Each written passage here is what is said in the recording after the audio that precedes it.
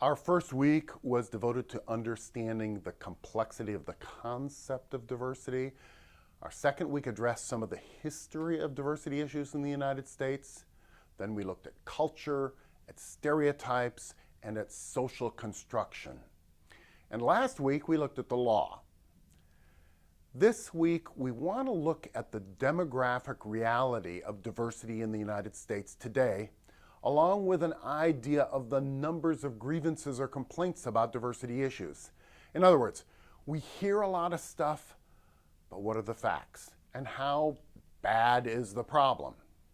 Many of this week's readings are actual data about US demographics, and they require you to poke around in it and look at it. We hear too many people saying this or that without supporting data. One of the things I encourage you to cultivate in yourself is a reluctance to draw conclusions about what people claim if they don't present any data to support it. It's so easy to say things, to believe things that are just not true because they sound good. Claims are made constantly without any evidence. Don't accept unsubstantiated claims, even or maybe especially if you tend to agree with them. Demand of yourself that you have clear data reasons to support your opinions and ideas, and that data is legitimate. There's a lot of website readings this week. Some of them are data sites that you have to explore a bit. Make sure you allocate 6 to 7 hours to those readings, and then think about the data. Look at it from different perspectives. That's the first part of your assignment for this week. First, we're going to look at the general structure of U.S. society through the U.S. Census records. What are the actual ethnic proportions in the United States as a whole? Well, if you look at the census, it says that whites not Hispanic comprise around 61%, Hispanics around 18%, blacks 13%, Asians 6%, Native American 1%. That's in the whole United States. Keep in mind what we said about lumping lots of races into that Hispanic category. In California, now remember what the U.S. is, 39% are Hispanic, only 37% are white alone, 15% Asian, 6.5% black, and 2% Native.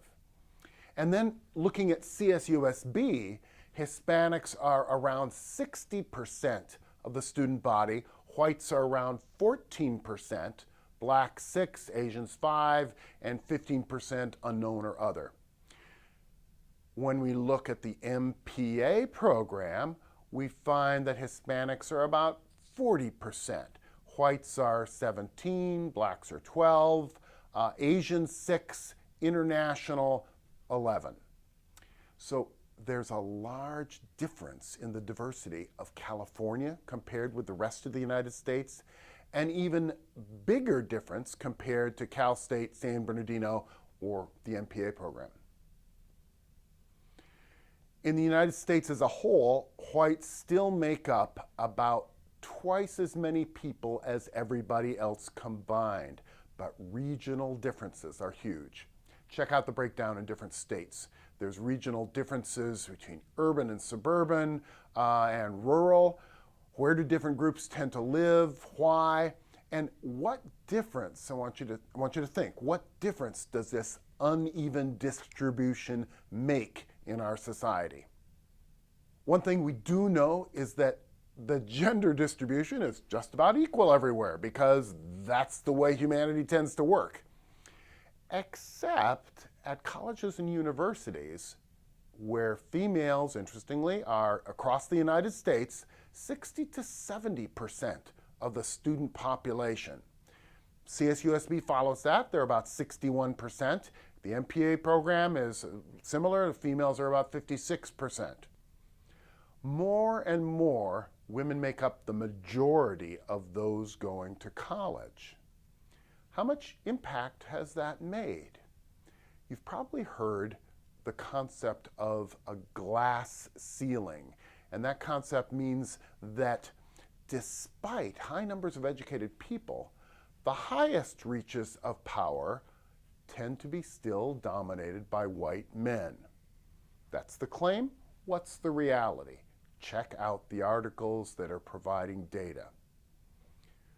Finally, I have sources listed on the number of grievances and formal complaints. Is discrimination going away? Is it increasing? Is sexual harassment increasing or decreasing? Is racism in general increasing or decreasing?